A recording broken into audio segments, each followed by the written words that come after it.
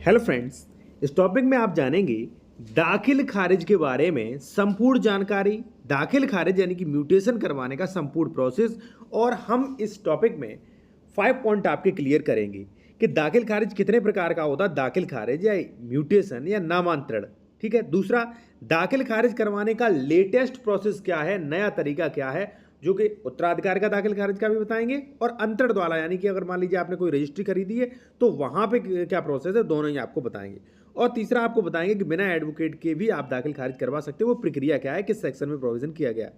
Fourth है कि दाखिल खारिज करवाने की लास्ट समय सीमा क्या है। 5 जो है वो है सेक्शन 80 और 143 के बाद दाखिल खारिज कैसे करवाएं। और 6 हम रख देंगे कि दाखिल खारिज कब तक कैंसिल हो सकता है, कैंसिलेशन का प्रोसेस क्या है। ठीक है।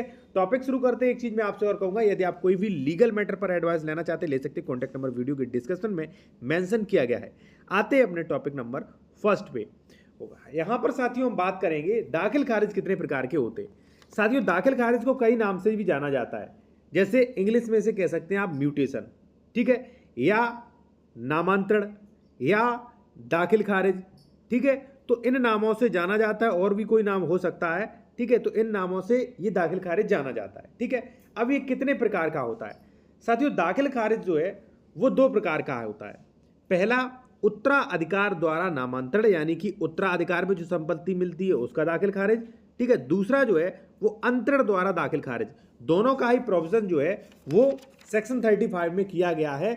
Mutation in case of succession of transfer. ठीक है। दोनों का ही किया गया है। ठीक है। तो हम पहले बताएंगे साथियों उत्तराधिकार द्वारा दाखिल खारिज, ये जान लेना भी बहुत जरूरी है आपको। ठीक है। फिर दूसरे में हम आपको बता देंगे कि रजिस्ट्री करवा दें तो वहां पे दाखिल खारिज कैसे करवाओ। ठीक है। बहुत ही आसान भाषा में आपको बताया जाएगा। ठीक है साथियों। एक चीज और, यदि आप कोई भी लीगल मैटर पर एडवाइस लेना चाहते ले सकते हैं। कॉन्टैक्ट नंबर वीडियो के डिस्क्रिप्शन में मेंशन किया गया है, क्योंकि कई लोग जो है कमेंट्स में करते हैं कि नंबर चाहिए, तो वीडियो के डिस्क्रिप्शन में मेंशन किया गया है। ठीक है जी। अब उत्तराधिकार द्वारा नामांतरण दाखिल खारिज, इसका प्रोविजन किया गया है सेक्शन 33 में। देखिए साथियों क्या होता है, जैसे मान लीजिए आपके दादाजी हैं, वो एक्सपायर हो गए। ठीक है।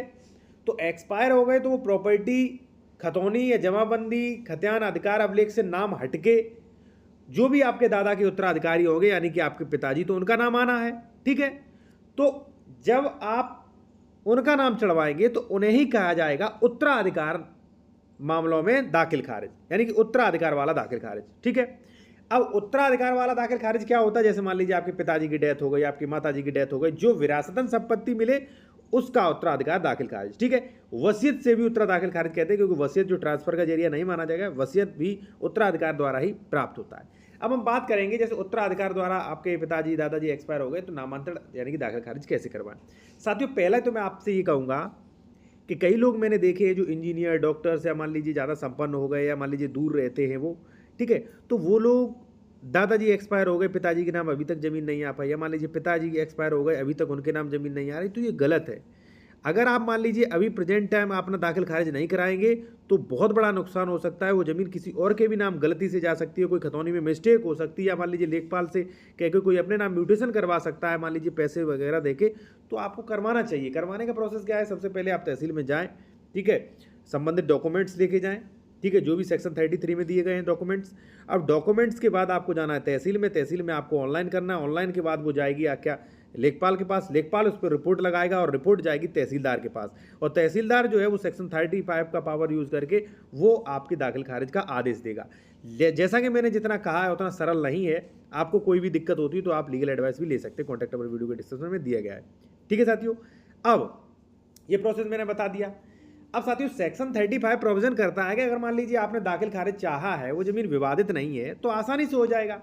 अगर विवादित है तो केस चलेगा, आपको नोटिस जाएगा, संबंधित पक्षकार को भी नोटिस जाएगा, और उसके बाद जो भी डिसाइड होगा उसके बाद जमीन आपकी दाखिल खारिज कर दी जाएगी, खतौनी में आपका नाम आ जाएगा। ठीक है। ये तो हो गया उत्तराधिकार। दूसरा है अंतरण मामलों में दाखिल खारिज। अंतरण मामले क्या? अंतरण वो होता है जैसे मान लीजिए आपने पावर ऑफ अटॉर्नी, ठीक है, ये भी अंतरण हो गया।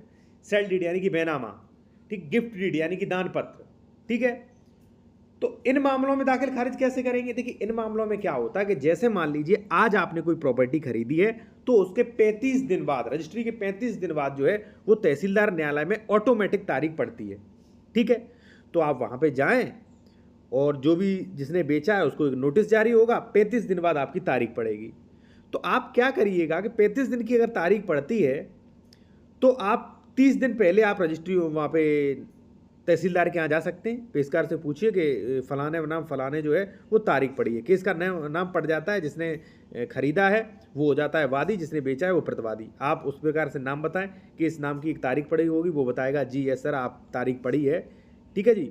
और वहाँ पे आप क्या करें, वहाँ पे आप उस पेशकार को फीस और जो आपने बेनामा कराया है, ठीक है, वो आप उसे दे सकते हैं। अगर ओरिजिनल दे रहे हो तो रिसीविंग लीजिए या आप फोटो स्टेट दे सकते हो। अब होगा क्या, जब 35 दिन बाद जब तारीख पड़ेगी, वो फाइल जब पत्रावली आपकी तहसीलदार के यहाँ जाएगी, ठीक है, तो उसमें साक्ष्य भी लगा होगा कि महोदय देखिए मैंने ये रजिस्ट्री से ज़मीन खरीद ली है।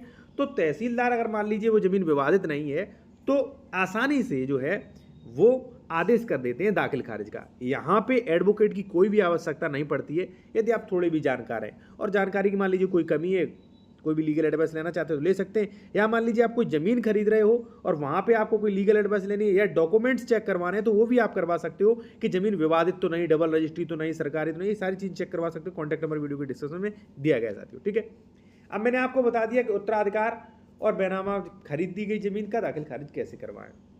ठीक, तीसरा, बिना एडवोकेट के दाखिल खारिज की प्रक्रिया। साथियों दाखिल खारिज बिना एडवोकेट के करवा सकते हो। यदि मान लीजिए आपने बेनामा किया है, रजिस्ट्री करवाई है, तो 30 दिन मान लीजिए 35 दिन से पहले आप चले जाइए, अपनी तारीख पता कर लीजिए, जिस दिन तारीख पड़े वहाँ पर उस दिन या उससे पहले आप अपनी रजिस्ट्री जो है वो साक्ष्य के तौर में वहाँ पे दे दीजिए। आदेश आपका नॉर्मली हो जाएगा, एडवोकेट की वहाँ पे जरूरत ही नहीं कोई, ठीक है। अब क्योंकि देखिए कई लोग जो है वो एडवोकेट को म्यूटेशन के नाम पे 5,000, 10,000, 15,000 रुपए दे रहे हैं। भाई आप फालतू में खर्चा कर रहे हो, इतना खर्चा नहीं होता है। हाँ, जब आपका विवादित मामला हो, ठीक है, किसी ने आपत्ति लगा दी हो, रेस्टोरेशन डाल दिया हो, तब वहाँ पे देना उचित है, लेकिन ऐसे आप मत दीजिए। आपका पैसा फालतू है तो आप दीजिए जाके, ठीक है। फोर्थ पॉइंट पे हम बात करेंगे कि दाखिल खारिज करवाने की लास्ट समय सीमा क्या है। देखिए साथियों मैं एक चीज़ बता दूं आपको, यदि आप दाखिल खारिज समय पर नहीं करवाते हैं, क्योंकि देखिए रजिस्ट्री के बाद दाखिल खारिज करवाना होता है, चाहे आपने मान लीजिए कोई प्लॉट खरीदा हो या मान लीजिए आपने कोई ज़मीन, कृषि की ज़मीन खरीदी हो, दाखिल खारिज करवाना अनिवार्य है, ठीक है, क्योंकि म्यूटेशन एंट्री होना है, जो भी अधिकार अभिलेख है उसमें एंट्री होना है, ठीक है। और नहीं करवाओगे तो ज़मीन उसी के नाम बनी रहेगी जिसने बेची है, तो वो फिर उसका खतौनी अभिलेख का दुरुपयोग कर सकता है, ठीक है। तो साथियों आपको दाखिल खारिज जल्दी से जल्दी करवा लेना चाहिए। अगर आप नहीं करवाते हो तो दाखिल खारिज आपका फिर पत्रावली कैंसिल हो जाएगी और हो सकता है आपका दाखिल खारिज ना हो, फिर आपको जाना पड़ेगा, बहुत लंबा प्रोसेस है, दूसरे प्रोसेस में आपको जाना पड़ेगा, उसमें खर्चा भी बढ़ेगा और समय भी बढ़ेगा, ठीक है साथियों। अब मैं आपको बताऊंगा कि दाखिल खारिज कैंसिल कैसे करवाएं, ठीक है। देखिए साथियों कई लोग ये समझते हैं कि अगर मान लीजिए मैंने जैसी भी ज़मीन खरीद ली, म्यूटेशन यानी कि दाखिल खारिज हो गया तो कैंसिल नहीं होगा, कोई दिक्कत नहीं आएगी। गलत। आपने ज़मीन खरीद ली, रजिस्ट्री करवा ली, दाखिल खारिज भी करवा लीजिए, फिर भी आपकी रजिस्ट्री और दाखिल खारिज दोनों ही कैंसिल हो सकते हैं कंडीशनल। अगर उसमें कोई भी मिस्टेक पकड़ लेता है और उसके आधार पर चैलेंज करता है तो दोनों ही कैंसिल हो जाएंगे। प्रक्रिया क्या है, मान लीजिए मैंने आपसे ज़मीन खरीदी या मान लीजिए आपसे गलती से रजिस्ट्री करवा ली और दाखिल खारिज भी करवा लिया। आपके भाई को पता चलेगा भाई मेरे भाई के साथ फ्रॉड हुआ है, तो वो आएगा और दाखिल खारिज जो भी मान लीजिए जिस संबंध में जिस न्यायालय में हुआ है वहाँ पे रेस्टोरेशन प्रार्थना पत्र लगाएगा, पुनर्स्थापन प्रार्थना पत्र कि महोदय फलानी तारीख को जो आपने दाखिल खारिज का आदेश दिया था वो गलत दे दिया है और फलाने व्यक्ति ने यानी कि हमने जो है वो न्यायालय को गुमराह कर लिया है, रेस्टोरेशन कर दें। तो रेस्टोरेशन हो जाएगा तो फिर से वही पत्रावली दोबारा सुनी जाएगी, ठीक है जी। तो इस प्रकार से आप सारी चीज़ें ले सकते हैं जो कि एक बहुत ही कानूनन है, ठीक है साथियों। और कोई भी आपको लीगल एडवाइस लेनी है या मान लीजिए आपको जमीन खरीद रहे, डॉक्यूमेंट चेक करवाना तो करवा सकते हैं। कॉन्टैक्ट नंबर वीडियो के डिस्क्रिप्शन में दिया गया है और सोशल मीडिया पर भी फॉलो कर सकते हैं।